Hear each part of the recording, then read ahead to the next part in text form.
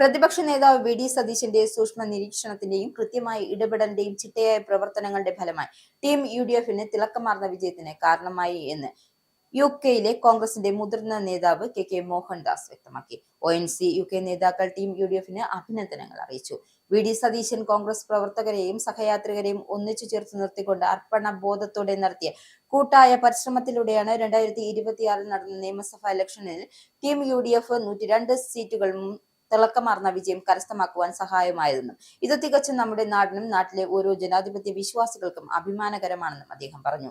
ഇനിയുള്ള നാളുകൾ വിദേശ മലയാളികളിൽ മനസ്സുകളിൽ പ്രതീക്ഷയുടെ നല്ല നാളുകളാണ് കടന്നു വരുന്നതെന്നും ഇരുളടഞ്ഞ യുഗം അവസാനിച്ചുവെന്നും ഇനിയുള്ള നാളുകൾ എന്നും വെളിച്ചത്തിന്റെ നാളുകളാണ് എന്നും ONCC UK ചെയർമാൻ വ്യക്തമാക്കി. ടീം യു.ഡി.എഫിന് വോട്ട് നൽകി വിജയിപ്പിച്ച ഓരോ വോട്ടർമാർക്കും ഈ അവസരത്തിൽ നന്ദി അറിയിക്കുന്നുവെന്നും പറഞ്ഞു. വിജയാഘോഷത്തെ പങ്കെടുത്ത ONCC UK president Al Sahar Ali, general secretary Shaji Anand, joint secretary Sunny Lukose, treasury Jawaharlal എന്നിവരുടെ നേതൃത്വത്തിൽ യുകെയിലെ കോൺഗ്രസ് പ്രവർത്തനങ്ങൾക്കായുള്ള ചർച്ചകൾ നടന്നു.